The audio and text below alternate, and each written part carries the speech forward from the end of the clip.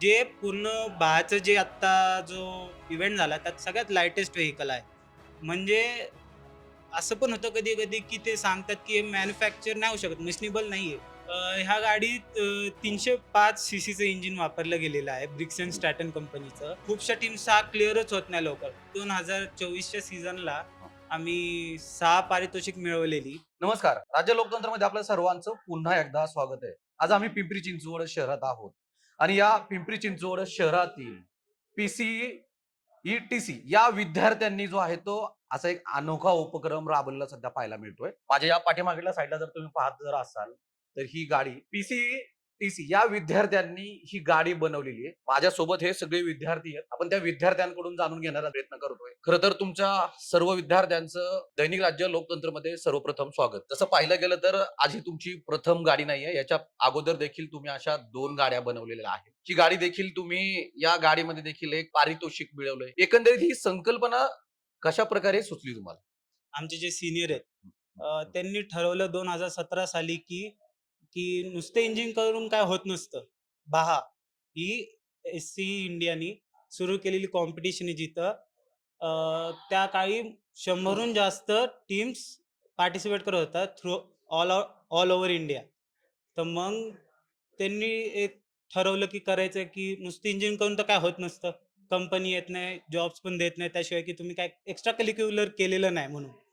तर मग त्यांनी 2017ला सुरुवात केली. अ, पहिले तर टीम बनवली. फॅकल्टी कोऑर्डिनेटर, प्रिन्सिपल सरांशी बोलून वगैरे, बजेट वगैरे सँक्शन करून घेतलं. पहिली गाडी पळाली तिचं नाव ऐरावत होतं.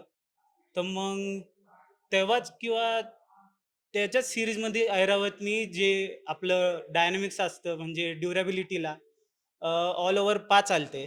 मग त्यानंतर आत्ता 2023ला आम्ही बहामध्ये आमची भीष्मा ही गाडी इंट्रोड्यूस केली. मग त्या भीष्मानी 2022 साली ऑल ओव्हर इंडिया 11 रँक हा मिळवला आणि मग त्यानंतर असं आम्हाला वाटत होतं, की नाही इथं थांबणं काय बरोबर नाही. तर आपल्याला अजून मोठी झेप घेणं गरजेचं आहे.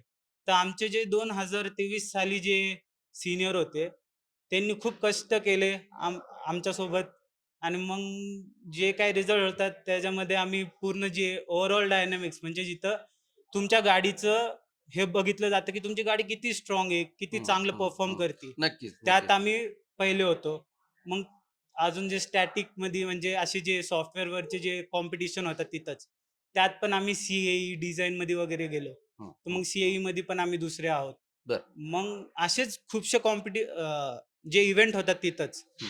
त्यांच्या सगळ्यांचा समावेश होऊन जो आमचा स्कोर आला, त्यात आम्ही ओव्हरऑल पूर्ण भारतातनं 3रे स्टँड केला 2024 साली. बरं. मग त्यानंतर 2000 आता 24ला ह्या गाडीची सुरुवात झाली. तेव्हा मग आधी तर एक टेन्शन होतं आम्हाला सगळ्यांनाच, की पहिले 3रे आलोय, तर आता पहिलं येणं म्हणजे 3ऱ्याच्या खाली जाणं काय पॉइंटच नाही. नक्कीच, नक्कीच. तर मग सुरुवात झाली. पहिले सुरुवात झाली ती कॉलेजशी बोलणं वगैरे. हं. कॉलेजचा पण चांगला सपोर्ट आणि आमचे सीनियर्स होते, चांगली मुलं रिक्रूट केली आम्ही. मुलांना रिक्रूट करताना पण खूपशा गोष्टींचं निरीक्षण केलं जातं, की मुलांकडे ते क्वालिटीज आहे का नाही. त्यांचे बरोबर. इंटरव्ह्यूमध्ये आम्ही ॲप्टी घेतो नक्कीच. आणि HR इंटरव्ह्यू जसं होतं तसं एक इंटरव्ह्यू होतं. त्यातनं ते पदार्पण होतं टीममध्ये.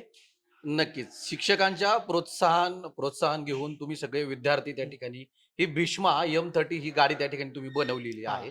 खरं तर याच्या पहिले देखील तुम्ही 2 गाड्या बनवल्या आहेत. सुरुवातीची जी पहिली जी गाडी होती, त्या ठिकाणी कशाप्रकारे त्या ठिकाणी बनवली आणि दुसरी देखील तुम्ही गाडी बनवली. पहिल्यात देखील पारितोषिक चांगल्या प्रकारे मिळवलं.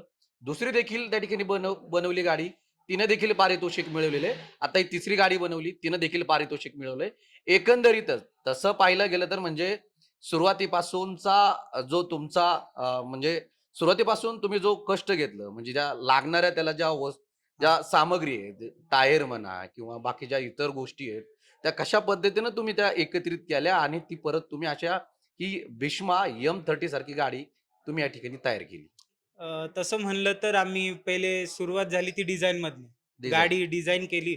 त्यानंतर ती अकस्मात तयार करण्यासाठी आम्हाला मटेरियलची गरज होती. जसं की आता त्या गाडीच्या चॅसिससाठी हं, ASI 4130 हे मटेरियल वापरलं. तर मग त्याचे एक्सट्रुजन जे पाईप आहेत, जे आता हे चेन चॅसिस बनवले ते मागवले गेले.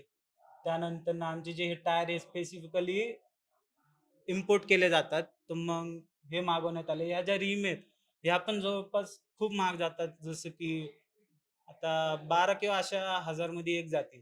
तर मग हे मागवले गेले. हं, हं, अशा हं, खूपशा हं. गोष्टी आहेत, ज्या आम्ही स्वतः डिझाइन केल्या. जसं तुम्ही म्हणू शकता, की ह्याची जी स्टीअरिंग सिस्टम आहे, ती आम्ही डिझाइन केली आहे. ब्रेक्सचं जे सिस्टम असती, ती डिझाइन केली आहे. सोबत जे सस्पेन्शन आहे, ते डिझाइन केलंय. गिअर बॉक्स डिझाइन केलाय. गिअर बॉक्सच्या आतले जे गिअर्स असतात ते, ॲक्सेल ह्या सगळ्या गोष्टी आम्ही डिझाइन केल्या. ह्याच्यासाठी आम्ही भोसरीत फिरलो, की मटेरियल, मग त्यानंतरनं वेंडर, व्ही-एम-सी, सी-एन-सी अशा मशीन्सचे वेंडर शोधले. त्यांच्याकडे गेलो. त्यांच्याशी कॉन्टॅक्ट केला. त्यांच्याकडनं हे घेतलं, की कोटेशन वगैरे त्यांच्याशी जरा निगोशिएशन वगैरे करून ही बनवलेली आहे. आम्ही तर बरेचसे ह्यावेळेस असा ट्राय होता, की स्पॉन्सरशिप आणायचा. तर मग तेही झाले, की आम्ही आमच्या स्पॉन्सरशिप आणल्यात. आता पुढच्या वर्षीसाठी पण स्पॉन्सरशिपसाठी आम्ही बघतोय. नक्कीच. तुमचा संघर्ष तुम्ही जे सांगताय त्यातून निष्पन्न होतंयच. किती संघर्ष घेतला असेल या विद्यार्थ्यांनी ही M30 भीष्मा गाडी बनवण्यासाठी आणि खरंच या सर्व विद्यार्थ्यांचं कौतुकच करावं तेवढं कमीच म्हणावं लागणार आहे. कारण तुम्ही हे भीष्मा नाव ठेवण्याचा मागचा उद्देश काय बरं नेमका? अ, असं होतं की 2022 साली आमची जी गाडी होती टॅकिऑन, हं, तिचे ब्रेक टेस्ट फेल होते. म्हणजे हं, इव्हेंटवरती कसं असतं की जे बेसिक क्रायटेरिया की ब्रेक हं, टेस्ट हे 2दा घेतले जातात. हं, त्यात जर तुम्ही क्लिअर नाही झाले की तुम्हाला इव्हेंटमध्ये उतरूच दिलं नाही जात. हं. तुम्ही कुठलेच डायनॅमिक इव्हेंट खेळू शकत नाही. तुमचा हा जो ऑल ओव्हर इंडिया रँक आहे, तो किती लांब राहतो ते तेव्हा कळालं सीनियर्सला. तर मग त्यानंतरनं कॉलेजमध्ये आले. सगळीकडे असं होतं की काय पैसे दिले कॉलेजनी पण मुलांचं असं झालं. तर मग तेव्हाच्या सीनियर्सनी ठरवलं की नाही, काहीतरी करून दाखवायचंय. तर मग तेव्हा त्या 2023 सीनियर्स म्हणजे जी भीष्मा गाडी आहे पहिली, तिच्या सीनियर्सनी ठरवलं.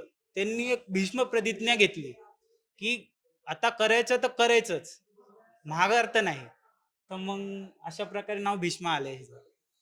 नक्कीच बघतोय आपण ज्या गाडीचं भीष्मा नाव ठेवलं, नक्कीच त्याच माध्यमातून अशा प्रकारे ही गाडी जी आहे ती सध्या आपण बघतोय. ज्या डोंगराळ भागामध्ये सध्या जे कच्चे रस्ते आहेत, त्या भागांमध्ये ही गाडी रेसिंग करिता वापरली जाते. खरं तर पाहायला गेलं तर ह्यांनी ही एकच गाडी बनवलेली नाहीये, तर याच्यापेक्षा अगोदर 2 गाड्या देखील बनवलेल्या आहेत. प्रत्येक आई-वडिलाला वाटत असतं, की आपला मुलगा काहीतरी बनावं आणि त्यांनी काहीतरी आपल्या देशासाठी किंवा आपल्या विद्यार्थ्याने, आपल्या मुलाने काहीतरी त्यांनी नवीन असं करावं, अशी एक संकल्पना प्रत्येक आई-वडिलांकडे असती आणि ही मला वाटतं सगळ्या विद्यार्थ्यांनी जे आहे ते सध्या ही संकल्पना सत्यात उतरवली आणि आपल्या आई-वडिलांचं स्वप्न आणि आपल्या देशासाठी आपण काहीतरी करू शकतो. हे सगळं ह्या विद्यार्थ्यांनी आपल्याला या ठिकाणी दाखवून दिलेलं सध्या पाहायला मिळतंय. खरं तर सध्या आपण बघतोय की म्हणजे तुम्ही म्हणलात की सी मशीन किंवा व्ही मशीन त्याच्यावरती तुम्ही गेलात. ते स्पेअर पार्ट त्या ठिकाणी तुम्ही तयार करून घेतलेत. त्याच्यानंतर तुम्ही गाडीला हे वापरलेत. पण तो संघर्ष तुम्हाला खूप करावा लागला. तरीसुद्धा सध्या ही गाडी जी आहे, ती सध्या किती किलोमध्ये बनवलेली आहे तुम्ही? मीन्स गाडीचं सध्या वेट किती आहे? आता सध्या तर गाडीचं वेट 166 केजी आहे.